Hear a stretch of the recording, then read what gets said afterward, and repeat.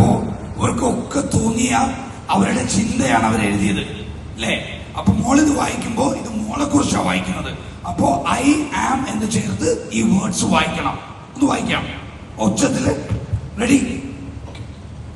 I am cute, I'm super, I'm cute small, I'm smart, I am cutie pie, I'm incredible soul, I am genuine, I'm nice, I'm very cool, I am lovely, I am charming, I am small and cute, I'm very good girl, I'm humble, I am cute.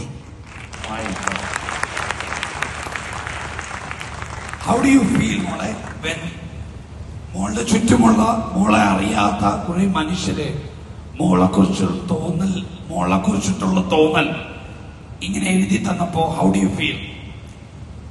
Gratitude, feel like happy. You feel happy? Really happy. Oh my God. Thank you. ഓരോരുത്തരും ഇത് I am ചേർത്ത് നിങ്ങൾ മനസ്സിൽ ഇതൊന്ന് വായിക്കണം. കാരണം ഇനി എപ്പോഴെങ്കിലും